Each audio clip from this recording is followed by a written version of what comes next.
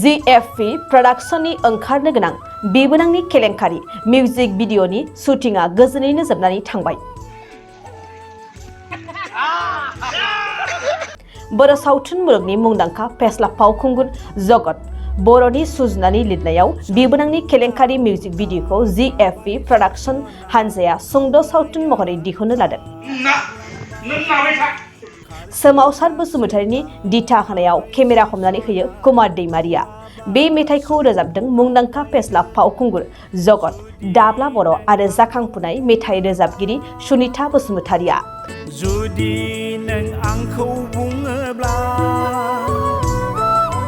साइकेलजों दोनलांगौमोन जेरावखि थाङा। बिबोनांनि केलेंकारि मिउजिक भिडिअखौ सिमला ओनसोलनि माखासे जायगाफोराव लानाय जादों।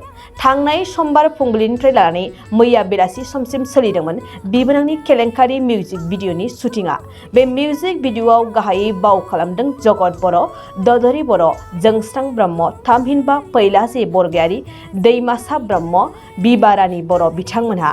बिबोनांनि केलेंकारि मिउजिक भिडिअखौ साननैसोनि उनावनो GFP प्रडाक्शन YouTube चेनेलाव नुनो मोनगोन। बाबुमोन साइड जा नोंसोरो हाब माइरं नांगौ माइरंबो गैया फैसाबो गैया दाउदैबो गैयाब्ला नों सानोबो नांगौ जोंनो नांगौ नै दाबा नों सानोबो नांगौ जोंनो नांगौ।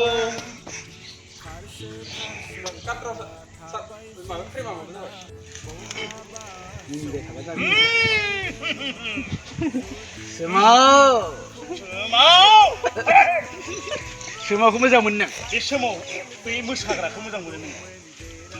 एसे बायसेब थानायखौनो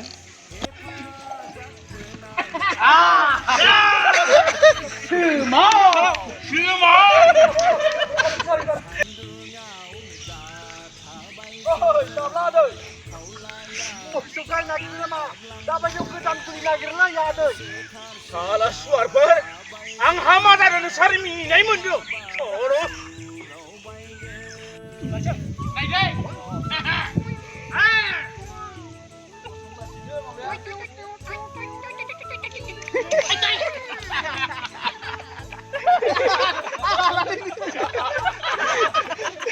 ना नों नाबाय था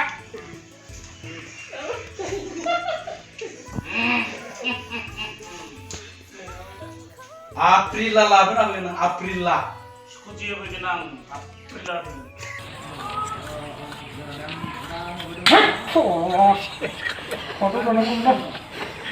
क'क्राझार सहरनि साखाथि थिथागुरियाव थानाय मानास पाब्लिक स्कुला 2023-24 सोलोंथाइ बोसोरनि गोदान मुं थिसननाया सोलिगासिनो।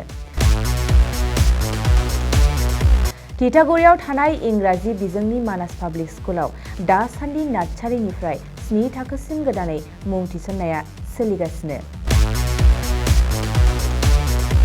बे फरायसालियाव गुन गोनां सोलोंथाइ होनायजों लोगोसे फरायसाफोरनि थाखाय दं मोजां खाबुफोर। थाखो फोरोंथायनि अनगायैबो yoga classes, basic computer education, English speaking skills, maths and science प्रोजेक्टिं, हाईली एक्सपिरियेन्स फेकाल्टी आरो स्मार्ट क्लासेसनि खाबुफोर दं। बेजों लोगोसेनो बे फरायसालियाव हौवासा आरो हिन्जावसानि थाखाय आलादा हस्टेलबो दं। गोसो गोनां बिजाथिफ्रा थिथागुरिनि मानास पाब्लिक स्कुलाव मुं थिसन्नोब्ला नैबे मबाइल नाम्बार 6000853288 एबा 8638167582 आव कल खालामनानै स्लट लानो हागोन।